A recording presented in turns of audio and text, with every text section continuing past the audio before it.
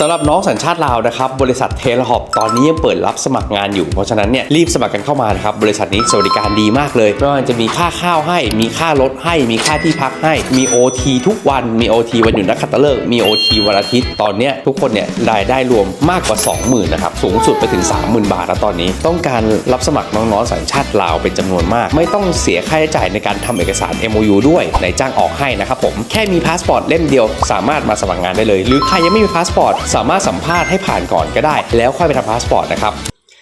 สบายดีพี่น้องสวัสดีค่ะพี่น้องจ้ามื้อนี้ก็มาพบกับซ่องสาวตุกชาแนลอีกคือเก่าเด้อ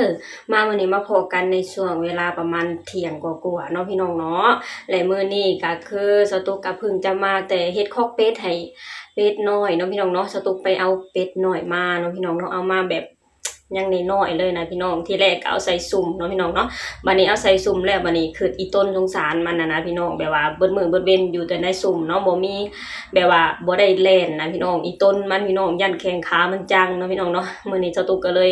ลงมือไปเฮ็ดคอกให้มันใหม่เนาะพี่น้องเนาะเฮ็ดคอกเป็ดให้เป็ดน้อยใหม่เนาะพี่น้องเนาะเพิ่งจะเสร็จเรียบร้อยพี่น้อง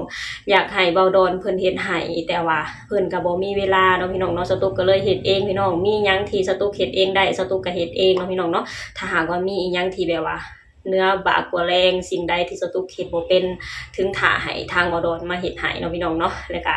ตอนนี้ก็เสร็จสิ้นเรียบร้อยแล้วพี่น้องเป็นแบบคอกเป็ดแบบง่ายๆพี่น้องแบบว่าแค่เอาลวดเอาอีหยังมามัดแล้วก็เอาไอ้ไผ่หญ้ามามุงให้มันแค่เล็กน้อยเนาะพี่น้องเนาะเฮ็ดพอให้มันมีพื้นที่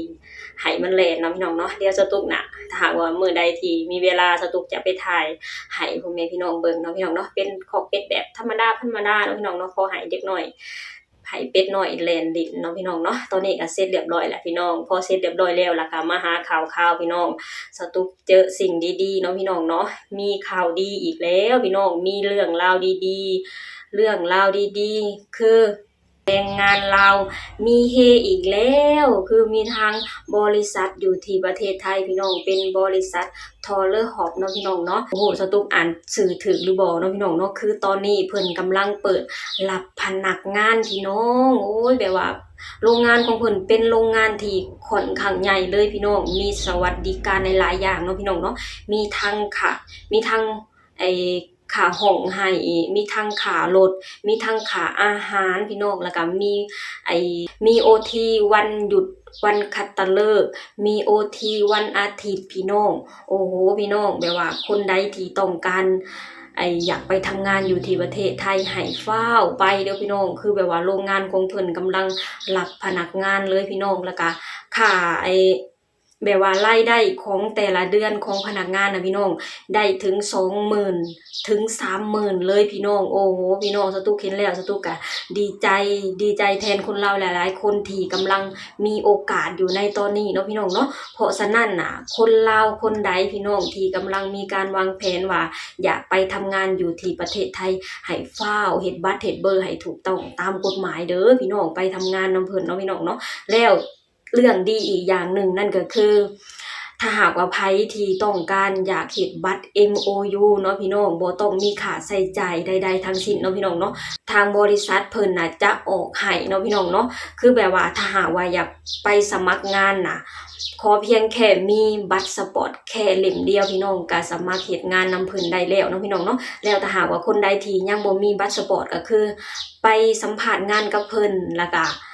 คอยเฮ็ดบัตรสปอร์ตทีหลังก็ได้พี่น้องโอ้ยพี่น้องเป็นข่าวดีที่ดีสุดๆสำหรับแรงงานเลยเนาะพี่น้องเนาะสตุกเห็นข่าวนี้แล้วสตุกดีใจแฮงๆพี่น้องดีใจแทนคนลาวที่กำลังมีโอกาสในตอนนี้เนาะพี่น้องเนาะไปพี่น้องเดี๋ยวเฮาไปชมคลิปนี้ไปนำกันเนาะพี่น้องเป็นคลิปที่ทางตัวแทนของบริษัททอเลอร์ฮอปเนาะพี่น้องเพิ่น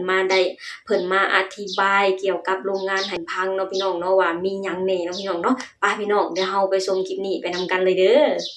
สำหรับน้องสัญชาติลาวนะครับบริษัทเทเลฮอปตอนนี้ยังเปิดรับสมัครงานอยู่เพราะฉะนั้นเนี่ยรีบสมัครกันเข้ามานะครับบริษัทนี้สวัสดิการดีมากเลยไม่ว่าจะมีค่าข้าวให้มีค่ารถให้มีค่าที่พักให้มี OT ทุกวันมี OT วันหยุดนักขัตฤกษ์มี OT วันอาทิตย์ตอนนี้ทุกคนเนี่ยรายได้รวมมากกว่า 20,000 นะครับสูงสุดไปถึง 30,000 บาทแล้วตอนนี้ต้องการรับสมัครน้องๆสัญชาติลาวเป็นจำนวนมากไม่ต้องเสียค่าใช้จ่ายในการทำเอกสาร MOU ด้วยนายจ้างออกให้นะครับผมแค่มีพาสปอร์ตเล่มเดียวสามารถมาสมัครงานได้เลยหรือใครยังไม่มีพาสปอร์ต สามารถสัมภาษณ์ให้ผ่านก่อนก็ได้แล้วค่อยไปทำพาสปอร์ตนะครับจะอยู่ที่ไทยหรืออยู่ที่ลาวก็สามารถมาสมัครได้รีบๆมาสมัครกันนะครับทักเข้ามาในกล่องข้อความบอกว่าสมัครงานบริษัทเทเลฮอปครับสรุปสวัสดิการของเทเลฮอปจบภายในคลิปเดียวและนี่ก็คือรถรับส่งที่จะรับส่งน้องๆไปทำงานทุกวันจากที่พักถึงที่ทำงานนะครับ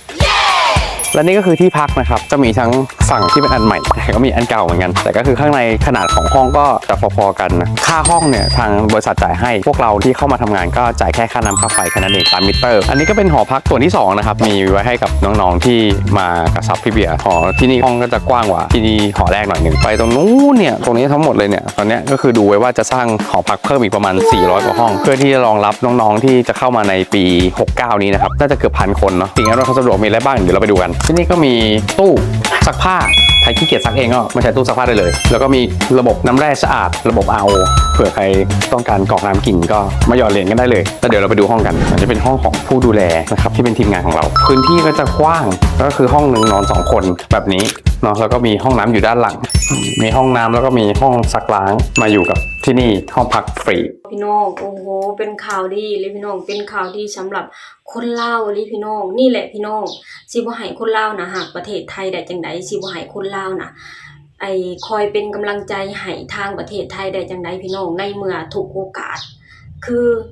คนลาวได้มาจากคนไทยทั้งนั้นพี่น้องเพราะฉะนั้นน่ะแม่ว่าสิบ่ให้คนลาวหักคนไทยได้จังไดเนาะพี่น้องเนาะเบิ่ง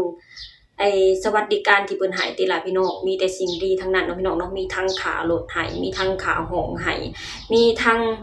ค่าอาหารให้พี่น้องแล้วมีวันหยุดคัตฤกษ์ถ้าหากว่าเจ้าอยากเฮ็ดงานเจ้าก็เพิ่นก็จะจ่ายเงินให้เนาะพี่น้องเนาะมีทั้งวันหยุดอาทิตย์ถ้าเจ้าอยากเฮ็ดงานเพิ่นก็จ่าย OT ให้นะพี่น้องมีแต่สิ่งดีๆทั้งนั้นพี่น้องเห็นแล้วก็โอ้ยดีใจพี่น้องดีใจแทนคนลาวหลายๆคนเลยเนาะพี่น้องเนาะคือแบบว่าห้องหอของเพิ่นก็โอ้ยพี่น้องสวยนะพี่น้องแบบ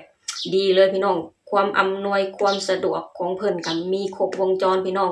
มีทั้งห้องน้ำมีทั้งเครื่องซักผ้ามีทั้งเครื่องหยอดน้ำพี่น้องถ้าหากว่าเจ้าต้องการซักผ้าหรืออยากกินน้ำบ่ต้องเดินทางไปไสไกลเลยพี่น้องโอ้ยเป็นข่าวดีอีหลีพี่น้องเพราะฉะนั้นคนลาวคนใดพี่น้องที่มีการวางแผนว่าอยากไปทำงานอยู่ที่ประเทศไทยก็ให้ฟ้าวเฮ็ดบัตรเฮ็ดเบอร์ให้ถูกต้องตามกฎหมายเนาะพี่น้องเนาะแล้วถ้าหากว่าไปแล้วก็คือตั้งใจเฮ็ดงานเฮ็ดการตั้งใจเฮ็ดงานให้สมค่าแรง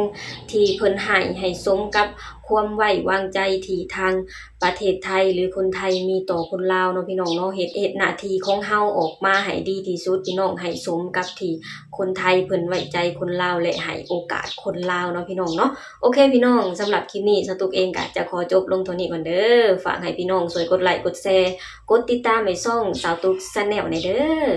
สบายดีสวัสดีค่ะ